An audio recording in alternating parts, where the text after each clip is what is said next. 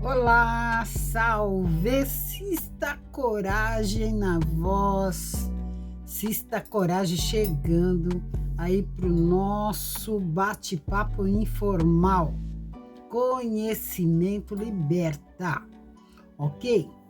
Hoje eu vou fazer uma programação um pouco diferente, tá bom? Nós vamos juntos entender como é esse papo aí de escravatura, né? Que a gente aprendeu lá na escola, né? Os mais novos aí estão aprendendo e a gente não sabe muito bem como foi isso. Ou seja, o pessoal da minha época e uma geração aí posterior à minha, algumas gerações posteriores à minha, aprendemos o quê? Que foi os portugueses, que, né, eles costumavam fazer aí como diz o jovem aí, um rolê aí pela Américas e de repente eles avistaram uma ilha, né, que estava ali no meio do caminho que eles tinham que passar ali com as suas caravelas e eles decidiram então ver que ilha era aquela e, né, atracaram que fala, os seus navios ali. Enfim, aí eles foram descobrindo o quê? Que tinha já moradores naquela ilha, que eram os índios. Só que os índios, bem diferente deles que se consideravam civilizados por vestirem roupa, por, né? Quer dizer, eles tinham vindo da Europa. A Europa é alguns mil anos, né? Já de existência, até que eles conseguiram chegar nessa ilha. E os habitantes daqui, eles andavam nus, não tinha, sabe, esse costume, né, de andar de roupa, não, sabe, era outro estilo de vida. Enfim, esse pessoal, então, eles foram os primeiros escravos que esses europeus tiveram aqui na nossa nação. Mas como que eu vou explicar isso? Antes da vinda desses europeus, os portugueses, para cá, não se tinha registro nenhum de escravatura no nosso país. Os índios não escravizavam os índios. Dá para entender? Quem trouxe essa onda de escravatura, de escravidão, foram os europeus, foram os portugueses. Enfim, conta aí a história que, no começo, eles escravizaram os índios, mas o índio era rebelde demais. Então, eles preferiam fugir, eles preferiam matar ou morrer, mas eles não se deixavam dominar pelos europeus. Foi aí que eles começaram, então, trazer, né, os negros, né, os pretos lá da África. Agora, a gente não pode esquecer que já tinha uma máfia lá que vendia esses escravos, esses homens, essas mulheres como escravos para esses europeus. E essa máfia vendia esses homens e essas mulheres pretas, negros, para outros países também. Se a gente for a fundo aí na história, a gente vai ver, né, o que você vê? Estados Unidos, né? Veio aí, se a gente falar aqui de América do Sul, vai, na Colômbia, no Paraguai, em outros países aqui da redondeza da nossa América do Sul, também acabavam comprando esses escravos, né? Ele tinha negócios ali, eles traziam de fora e vendia aqui e tal, e assim por diante. Então, foi assim o início da escravatura aqui no nosso país. Homens e mulheres que foram trazidos da África para servirem de escravos aqui. Agora, claro que isso é doloroso, claro que só de pensar nisso dá aquela repulsa dentro do coração de qualquer ser humano, porque ser humano nenhum foi feito para ser escravo de ninguém. Você pode trabalhar para outra pessoa, mas essa pessoa ela tem que reconhecer o seu valor, reconhecer o seu trabalho e te pagar pelo seu trabalho um salário digno da sua função.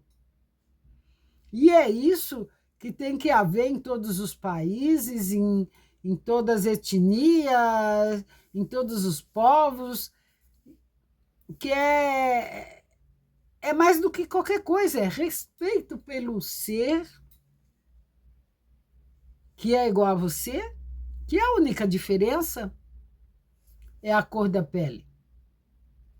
Porque igual, vamos supor, igual aqui no Brasil, começa a discriminação por causa da cor da pele e não por onde nasceu. Porque aqui no nosso país, vou tomar como exemplo a Bahia, que é o estado que mais tem pessoas da raça negra, é o estado onde mais tem pretos.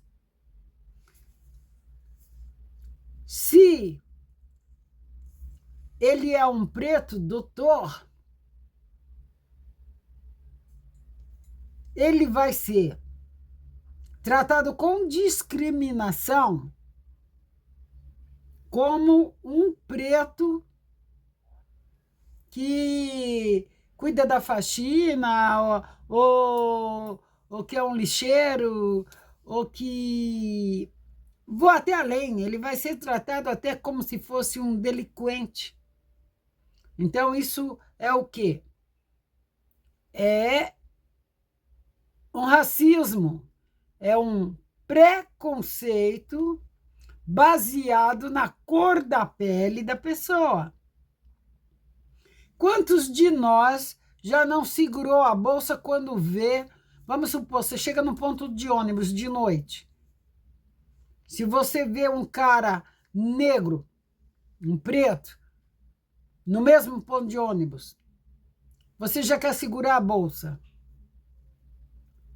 E muitas das vezes você não tem essa mesma reação se esse homem que está no ponto do ônibus de noite, deserto, tem lá um camarada no ponto do ônibus, se a etnia dele for branca, você reage diferente. E de repente é ele que vai te roubar, mas você, sabe, o primeiro impacto é com a pessoa preta, é com o preto, é com o negro. Então, isso é o preconceito. Isso é o racismo. Você já tem, sabe, você já tem na sua mente, você já está cauterizado que o preto é ladrão. Então, isso daí é o quê? O racismo estrutural, que vem de uma estrutura. Aí nós vemos muitas pessoas falando assim, a gente sabe que ainda existe racismo, que os tratamentos são diferentes, é só a gente olhar aí o número de pessoas, né, aí como que eu vou te falar, dos elementos que estão aí nos presídios, a diferença de porcentagem, né, de homens negros que estão presos e de homens brancos que estão presos. Ou seja, que a justiça é mais, sabe, rígida com os negros do que com os brancos. Que é mais fácil, de noite, um cara, um homem negro na rua andando, é bem mais fácil se passar uma viatura, parar, porque é um preto de noite andando sozinho, do que parar para um branco de noite que está sozinho. É claro, se tratando isso, num bairro de classe média para lá. Porque se ele passar na periferia mesmo, se passar nas comunidades, o perigo é mesmo, tem, tanto para o branco como para o preto. Dependendo do horário, um cara sozinho, andando, se tiver de boné, a polícia vai parar, seja branco, seja preto. É uma realidade. Não estou aqui nem passando pano para branco nem para preto. É a realidade.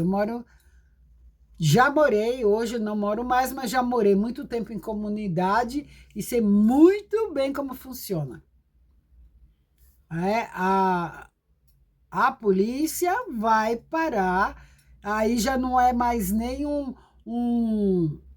como que eu vou falar? Um racismo estrutural, mas é territorial, é um racismo territorial, aonde é que esse cara branco está passando nesse horário. Em que bairro que ele estava? Ele estava na favela?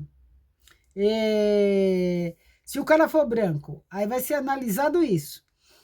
Aonde que ele estava? Ele está num bairro nobre? Ele está num bairro de menos nobreza, né? De menos nobreza? Ou ele estava na comunidade?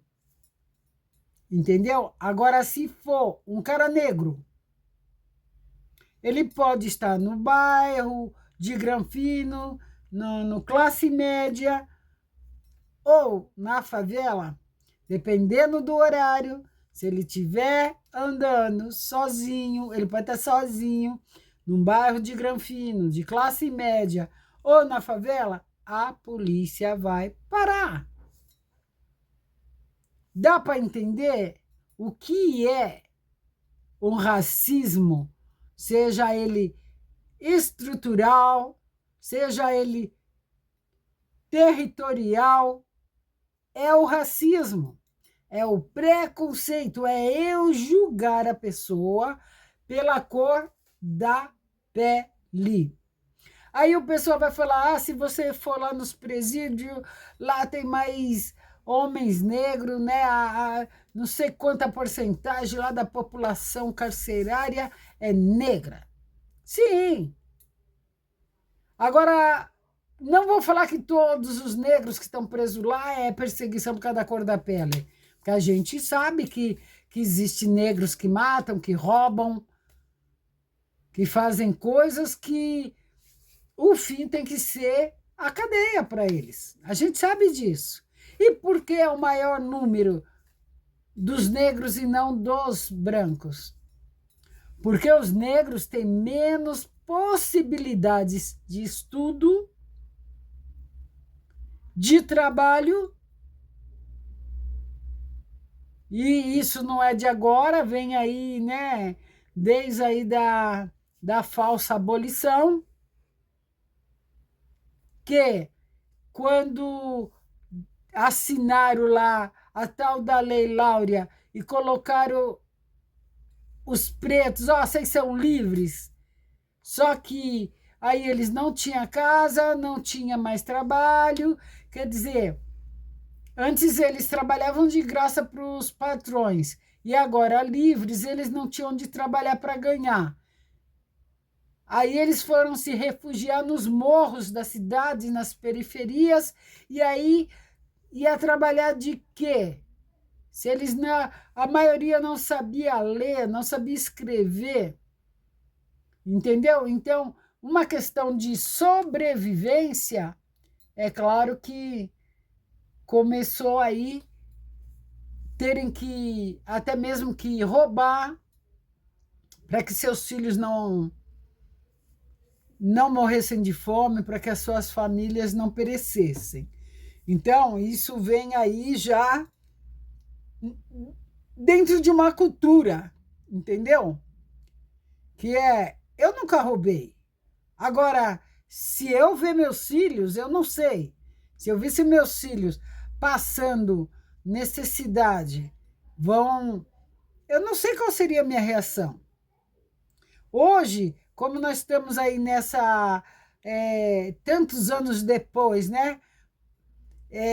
Nós estamos aí livres, nós negros, né? Livres, nós temos a liberdade de ir e vir e arrumar trabalho e isso, aquilo, mesmo com todo o preconceito que tem sobre nós por causa da cor da nossa pele, nós estamos bem melhor do que o pessoal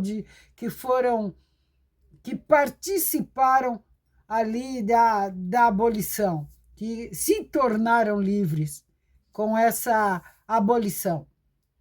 Então, é claro que eles iam ter outras atitudes, diferente da nossa hoje. Hoje, se eu vejo minha casa, meus filhos, eu estou falando assim genericamente, porque meus filhos hoje são crescidos, casados, cada um tem sua casa, etc e tal. Porém, mas se eu vejo uma necessidade na minha casa, meus filhos, meus netos estão aí precisando de algo, se eu não tenho um dinheiro, se eu procuro um trabalho e não acho, se eu não tenho o que vender, eu não sei se eu ia cruzar o braço e falar, então, que morram. Alguma coisa, com certeza, dentro da minha índole, do meu jeito de ser, eu sei que eu iria fazer. Então, eu não posso julgar quem está fazendo. É claro que eu sei que também tem os maus elementos, independente até da cor da pele, porque eu já fiz muitas visitas na Fundação Casa, em presídios, e eu sei que tem lá muitos brancos também, mestiços, e que acabam estando lá dentro porque roubaram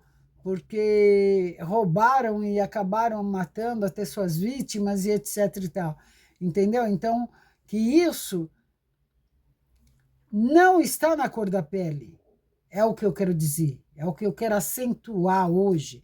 Não é a cor da pele que vai fazer o bom ou o mau elemento, mas é o caráter. E esse caráter, ninguém nasce tendo caráter. Caráter é formado dia após dia pela criação, pelo lugar que frequenta, com quem anda, e não tem nada a ver com a cor da pele. Porque uma pessoa da etnia branca, que tem a pele branca, se ele desde pequenininho estiver ali no meio do pessoal que rouba, que mata, que, sabe, que te dá, né, que deu instrução ali para ele, né, que foi um exemplo para ele, ele também vai se tornar aí um delinquente. Ele tem muitas chances de se tornar um delinquente como uma criança negra, se passar pelo mesmo processo. Então, eu sei que qualquer direção que a gente vá, o negro vai ser mais taxado, mais observado, né, mais apontado e mais condenado, porque existe uma estrutura de racismo que vem desde lá do descobrimento no nosso país. E isso vem de geração em geração até chegar a nós. Mas essa geração, né, eu estava olhando aí, estava lendo algumas coisas sobre o movimento negro, que não é ontem que eles começaram essa luta, é de 1930. Eles já começaram, naquela época eles nem tinham toda essa abertura, era uma coisa mais clandestina e tal, mas desde 1930 que eles lutam para conseguirem isso que a gente está achando que é modernidade hoje. Então, a luta não começou agora comigo e com você, ou com meia dúzia de pessoas que vêm para a internet falar. Já é de anos, é que agora a gente tem, por causa da internet, a gente tem mais liberdade de expressão, de falar, de se comunicar, de ensinar, de explicar, e isso é muito bom. Então, é isso que eu queria conversar com você hoje. Nós temos que entender, né, de onde e por que existe o racismo, como combatê-lo, como ensinar as pessoas. Antigamente, a minha mãe dizia para mim que eu tinha que aprender a conviver com o racismo. E hoje eu digo para você, você não tem que aprender a conviver com o racismo. Você tem que aprender a combater o racismo.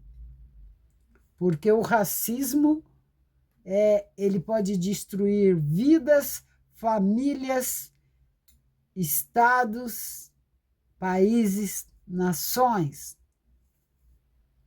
Racismo como que eu vou dizer?